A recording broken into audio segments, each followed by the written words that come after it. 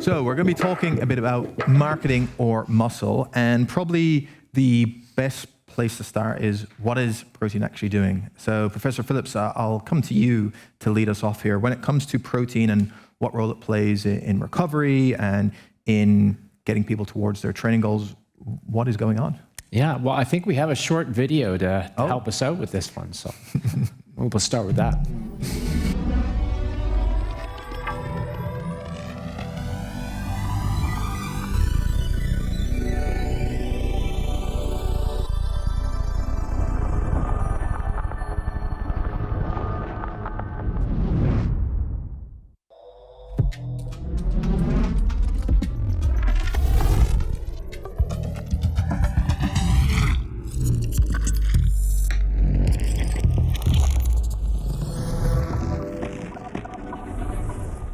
So great visual, makes my job maybe a little bit easier. So what you saw there is that when people practice resistance exercise or weightlifting, you get some damage that happens, and protein is sort of giving us the building blocks that we need to restructure and repair that damage. And the idea is that actually you are making your muscle a little bit better than it was before. So you're sort of breaking it down during the training, and then you're building it back up. When we build it back up, and if it gets a little better and we're making a little more of it, incrementally you're going to increase in muscle size. So I think, as Yu Liang mentioned, the quality of the protein matters and the absorption of the protein matter. And so we're going to probably come back to a lot of those concepts, but it's essentially a breaking down and then a building back up, but better than it was before. So if we talk about some of the specific contexts, Claire, if I come to you, and you're obviously working in with a very elite level sport performance context, an incredibly successful season for you, sadly for me, but for you guys last year. And within that, there's obviously protein is playing a very important role in supporting recovery for the players. Can you maybe talk about the considerations for elite football players at that level, and then maybe how you go about having some of those discussions at a player or team level about making sure they get enough? Yeah, so I think often with protein, especially around football, it can be associated with, building mass and gains and bodybuilding, and sometimes there can be a bit of a misconception around it. But with football, as we know, there's I suppose, huge recovery requirement, as we're often facing very short turnarounds between games.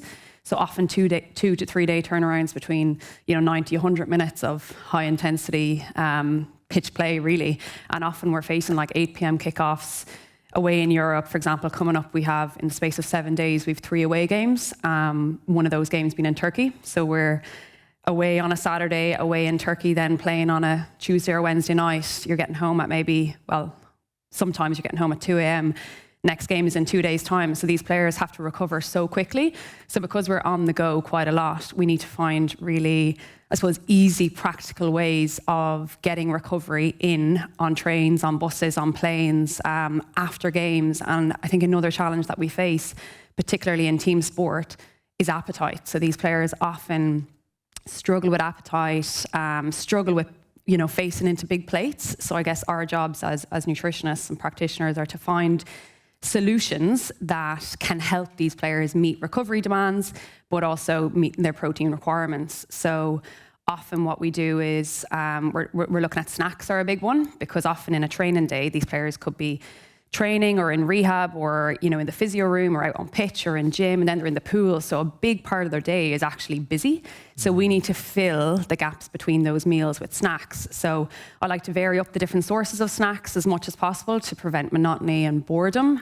So using like juices, shakes, shots, food, whether it be biltong, smoothies, different flavors, different colors. Using a clear whey protein isolate goes down really well actually with lower appetite players, and particularly in hot conditions, because it tends to taste more like a cordial drink. So that can go down really well actually straight after a game, instead of your kind of classic milky based heavy smoothie. Some think they're just having, they know there's protein in it, but it tastes more like a juice versus a heavy, thick smoothie. So like that becomes really important of trying to vary the colors, consistencies, what we have available, and also just targeting the kind of windows of opportunity really. So it is like as they come off a pitch, or even it's, you know, coming off training or onto the bench, you're trying to start that recovery process. And then even, for example, targeting sometimes they're traveling 45 minutes, an hour home from the training ground to where they live. So we're trying to target that with maybe shots or shakes, or yogurt pouches are often really popular. You don't need a spoon. So they're driving, having the yogurt pouch, and you're getting a 25, 30 gram hit. So just trying to be, I suppose, creative, keep it different, keep it fun, keep different flavors coming in, colors, different snacks, different food from all our different sources, and trying to make it as practical as possible. Fantastic. And that's a really great insight of translating some of what we've discussed into the real world elite performance setting. And maybe to continue on what Claire said, Yu Liang, obviously you've worked with several of the Olympic athletes and across various teams, notably swimming and so on. In situations like that, when there is a competition or there may be travel going on, how do you, in those situations, ensure the athletes understand what they need to do in order to maintain their protein intake? Actually, it's very hard. It's not easy work for nutritionists working in the team, because normally a team not only 1 to 2 athletes, normally have 13 or 30 or 40 athletes. We cannot calculate everyone's protein intake every day, every meal. It's very hard to do it. So I have a very smart tool. We have a mini program. So when athletes eat breakfast, lunch, and dinner, they can take the picture. They can take picture what they are eating and upload to my program. And I can see, what are you eating? What this athlete eats, another athlete, and I will give them feedback to tell them which one you can eat and which one you need to change, which one you need to add more, which one delete maybe. So this method, I think, during the training days, in our training base, I will use this method to help them to optimize their diet.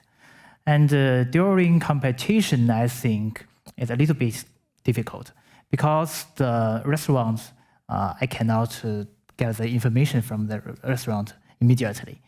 So I usually talk to the restaurant before the competition day, 2 days before or 1 day, and I can know what the meals they provide during the competition days.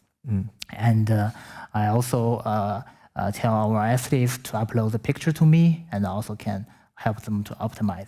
Because as a swimmer, for example, their competition, the schedule is individual. Everyone has their individual schedule. I cannot make sure I always stay in the dining hall. Maybe I need to stay in the preparation area, in the swimming pool, to help other athletes. So I think upload the picture is a very good method to help them.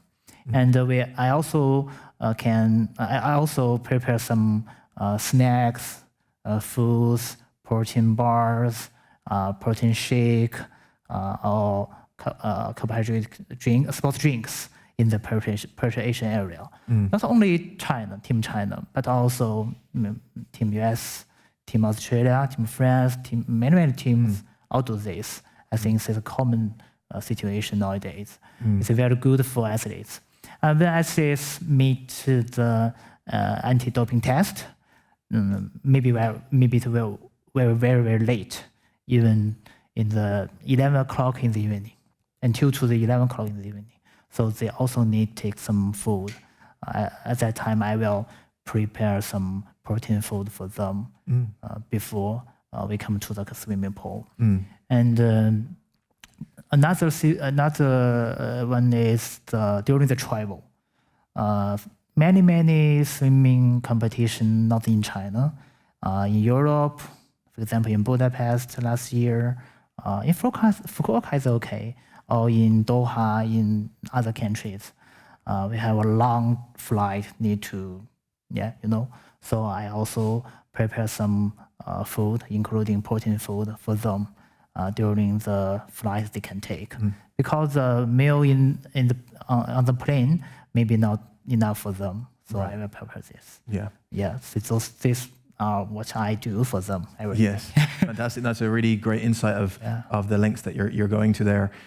So, Dr. Helms, of course, you've worked with quite a lot of strength athletes over a period of time. You yourself are a pro athlete in bodybuilding.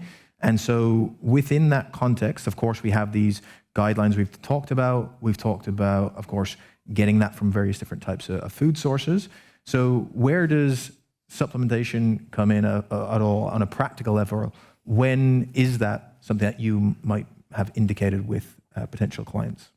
Yeah, working with the very niche sports of primarily powerlifting and especially if you're willing to call it a sport, please do. Physique sport. It's not like you have teams. You're not typically in person with the athlete until you're in competition. So most of it is one-on-one coaching. So you can go a lot deeper and you can give them more skill sets and a lot more mentoring, which is great. But you're also dealing with situations where the athletes are very good at consuming high protein diets. So that is not an issue. It's not how do we get their protein up, but it is how do I manage hunger? How do I manage being really, really full if they're in the off season sometimes? And then also how do I deal with their individual dietary needs? So we did talk about protein sources earlier, and we mentioned that when we kind of isolate and drill down, some plant protein sources are incomplete, others are. There's a general idea I would actually argue it's a stigma that they're a lower quality. But I think it's really important to acknowledge that it's not 2001 anymore. We have mycoprotein, we have rice protein and pea protein blends, we have various sources, and there are world champions in natural bodybuilding as well as the IPF who are vegan. And we've actually got good data now. There's a couple of RCTs by Montaigne as well as Havea Lorraine, where when people are consuming 1.6, 1.8, or 2.2, you don't see differences in terms of muscular adaptations or strength adaptations. So that's an option. But it becomes much more challenging when you're energy restricted, when you're trying to consume an intake, like we were talking about, over 2 grams per kilogram per day, driving down other sources. And so for certain athletes, you need to do a lot more mentoring around what does your meal schedule look like? What do your habits look like? How do we modify it? So I think that was just something I wanted to bring up, is that while source is important, it becomes increasingly more important in sports where you're just trying to get them up to an adequate intake. Because if you can't get them to 1.6 and you only have them at 1.2, then having high quality protein matters a lot more. But if you're dealing in a sport where everybody's happy to consume a high enough protein diet, you have a lot more flexibility. And it's more about teaching them how to make that work in various contexts and how to incorporate it into a whole diet that might either increase satiety or potentially decrease it a little bit if they're someone who struggles to put on weight in the off season, which would follow some patterns like Claire talked about. Right. So with that, you mentioned some of the different types of protein, and we can maybe talk a bit about some of the supplemental sources and the difference between them. So Professor Phillips, if we start with you, can you maybe talk us through, well, when we come to a supplement like a whey protein supplement, how that actually gets made, what is going on? Yeah, well, it made my job very easy again. We're going to see a great video to start out with, and then I'll explain it. So Fantastic. yeah.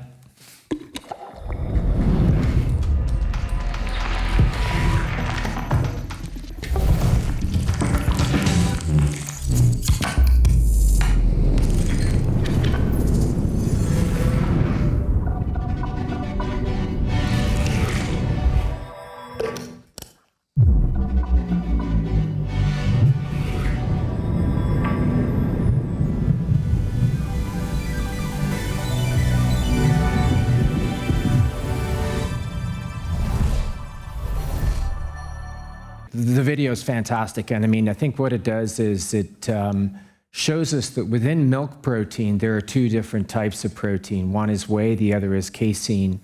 And actually only a small amount, about 20% of protein that comes from milk is actually whey protein. So it's a very specific process to isolate the whey protein away from the casein protein. And it's done through a series of ultrafiltrations, as the video shows here, going through multiple filters. That takes out the casein protein. It takes out a lot of other components of milk. Lactose is the sugar, which I know gives some people issues gastrointestinally. So you end up with a very pure and very rapidly absorbed protein that's really high in one of the key amino acids, which is leucine, that you'll hear a little bit more about, I think, as a key amino acid. And it's really the amino acid that sort of starts the process. So whey protein really rises to the top as being one of the highest quality. It's got all of the essential amino acids, so all of the building blocks that we really need to build muscle, but it's really high in the amino acid leucine as well. So as proteins go, it's kind of the gold medal protein, so to speak.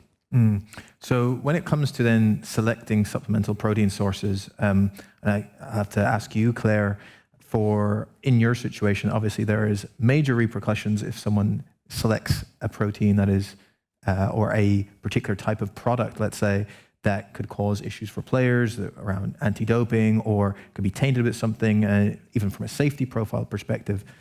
Can you maybe talk about the safety around the use of supplements and how you not only do that for your job, but maybe allay some of the fears that some players may be having around taking different types of products? Yeah. So in elite sport, all athletes are subject to doping testing or drug testing. So that's completely at random. Testers are always coming in, whether it be surprise spot check after training, or the worst is after an 8 p.m. kickoff after losing, and all of a sudden they arrive and it's like these two players are on, and it brings the whole buzz down. But yeah, so as a result, us as a nutrition department at clubs, we need to be super, super careful with what we are administering. So there's a few parts to it, I guess. Nutrition department orders supplements in, so we need to make sure that we're using reputable suppliers, number one. The ordering system is done correct. Once the products or supplements arrive, there's a very rigorous kind of checking of all products that arrive. So first thing is checking the batch numbers, correlate with a batch certificate to show that a third-party testing company has tested these supplements to ensure basically no prohibited or banned substances are present. As per like the WADA legislation, we obviously need to follow, and looking for the Informed Sport logo. So all batch certs are then recorded, kept on file, whether it be paper or online version. And then we need to make sure that all supplements are like securely, stored away so that not everybody has access. We need to kind of control it. I think as well within a club, it's important to have, a more formal, a club policy that kind of provides a framework to all staff, all players, anybody working with the supplements, to kind of give these guidelines on what are these processes, why it's important, make everybody aware with whether it be UK anti-doping, WADA legislation, Informed Sport, so that everybody is aware of the important processes we need to batch check all supplements, but then the players need to be, aware of the strict liability part that goes with it as well. So that comes with then the education piece. So there's obviously the whole stuff in the background that the nutrition department need to check with the supplements, but then it comes down to the player itself is the one who's actually taking it. And as we know, a lot of athletes get bombarded by companies, free products, free supplements, deals, etc. So we need to educate our athletes around, if you do get approached by this, you need to build trust with your athletes to make sure that they're happy to come to you and say, look, what do you think of this? Got approached with this? Is this product safe to take? What do you think about is there actual evidence behind it? Can it be beneficial?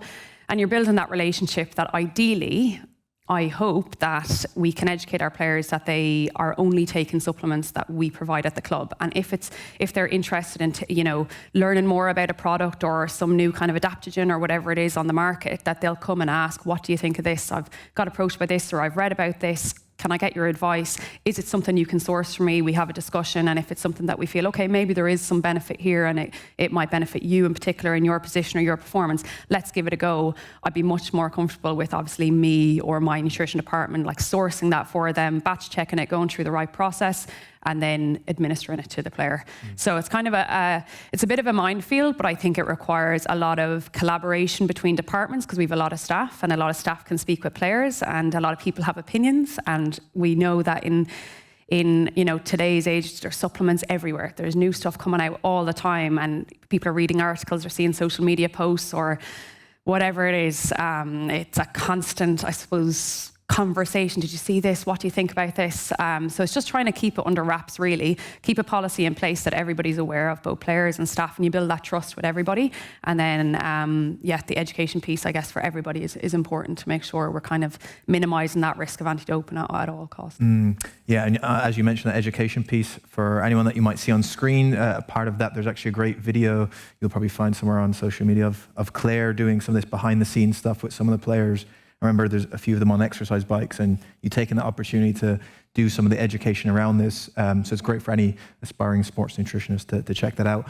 With that, we're just up on time, so I'll get people to give us our quick roundup. So again, a 20-second key message you would like to leave our audience with from this particular discussion. We'll start from the end, Professor Phillips, and we'll work our way down. Yeah, I mean, I think coming back to the quality of the protein, whey protein really wears, like I said, the halo. High essential amino acid content. We're trying to get that up to levels that are going to support optimal adaptation. Fantastic. Yu Liang. Okay, if you are working for a professional athletes, you need to pay attention to their individual schedule, their individual situation to help them to optimize their protein intake. And it's totally different with normal people, common people. Yeah. Fantastic. Dr. Helms? With a well-educated athlete who is really onto it with their protein, they can be mentored quite well and have a diet that fits their either ethical or religious preferences and still optimize things, even though the individual sources are not necessarily ideal if they're consuming a sufficient amount. But it does require coaching and knowledge on both parties. Fantastic. And Claire? I think ensure you are sourcing your supplementation or protein from a reputable supplier, and particularly if you're working with elite athletes or are an elite athlete subject to doping testing, ensure to batch check all of your supplements. Look for the Informed Sport label if it's UK or Ireland or Europe, and minimise anti-doping risk at all costs.